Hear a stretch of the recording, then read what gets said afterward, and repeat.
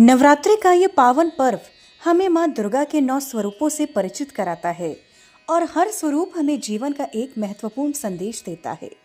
पहले दिन हमने जाना माँ शैलपुत्री के बारे में, जो दृढ़ता और स्थिरता का प्रतीक हैं। दूसरे दिन हमने जाना माँ ब्रह्मचारिणी के बारे में, जो तपस्या और धैर्य का प्रतीक हैं। और आज नवरात्रि के तीसरे दिन पूजा की जाती है माँ चंद्रघंटा की। माँ दुर्गा का ये स्वरूप साहस, शक्ति और निर्भयता का प्रतीक माना जाता है। लेकिन आखिर माँ चंद्रघंटा का नाम ऐसा क्यों पड़ा और उनकी कहानी हमें क्या सिखाती है, आइए जानते हैं। माँ चंद्रघंटा का नाम 2 शब्दों से मिलकर बना है, चंद्र यानी चांद और घंटा यानी घंटी। माँ के मस्तक पर घंटे के आकार का अर्धचंद्र सुशोभित होता है, इसी कारण उन्हें चंद्रघंटा कहा जाता है। उनकी सवारी है सिंह, जो शक्ति और साहस का प्रतीक है। माँ चंद्रघंटा के 10 हाथ होते हैं और उनमें कई दिव्य अस्त्र होते हैं, जैसे कि त्रिशूल, गदा, तलवार, धनुष और कमल। उनका स्वरूप देखने में अत्यंत तेजस्वी और योद्धा जैसा होता है। लेकिन उनकी कहानी तब शुरू होती है जब दुनिया पर संकट छा गया था। पौराणिक कथाओं के अनुसार एक समय ऐसा आया जब राक्षसों ने देवताओं पर हमला कर दिया। राक्षसों की शक्ति बहुत बढ़ चुकी थी और देवता उनसे हारने लगे थे। देवताओं ने भगवान शिव और अन्य देवताओं से मदद मांगी। तब माँ दुर्गा ने एक शक्तिशाली योद्धा रूप धारण किया। ये रूप था माँ चंद्रघंटा का।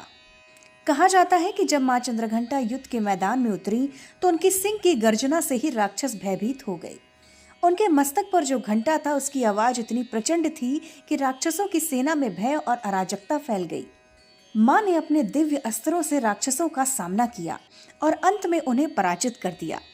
इस प्रकार माँ चंद्रघंटा ने देवताओं और संसार को राक्षसों के अत्याचार से मुक्त कराया। अब सवाल यह है कि माँ चंद्रघंटा की पूजा का अर्थ क्या है? उनका ये रूप हमें क्या सिखाता है? साहस ही सबसे बड़ी शक्ति है। डर हर इंसान के जीवन में आता है, कभी असफलता का डर, कभी भविष्य का डर और कभी समाज का डर। लेकिन अगर हम डर से भागने लगे तो हम कभी आगे नहीं बढ़ पाएंगे। माँ चंद्रघंटा हमें सिखाती हैं कि डर से भागना नहीं है, बल्कि उसका सामना करना चाहिए। आज के समय में भी ये सीख उतनी ही महत्वपूर्ण है। कई बार लोग अपने सपनों को सिर्फ इसलिए छोड़ देते हैं क्योंकि उन्हें असफलता का डर होता है। कई बार लोग सच बोलने से डरते हैं क्योंकि उन्हें आलोचना का डर होता है। लेकिन इतिहास गवाह है कि दुनिया में वही लोग आगे बढ़े जिन्होंने डर का सामना किया। अगर हम अपने जीवन में साहस को अपनाएंगे तो हम बड़ी से बड़ी चुनौती को भी पार कर सकते हैं। तो ये थी नवरात्रि के तीसरे दिन पूजे जाने वाली माँ चंद्रघंटा की कहानी और उनका संदेश।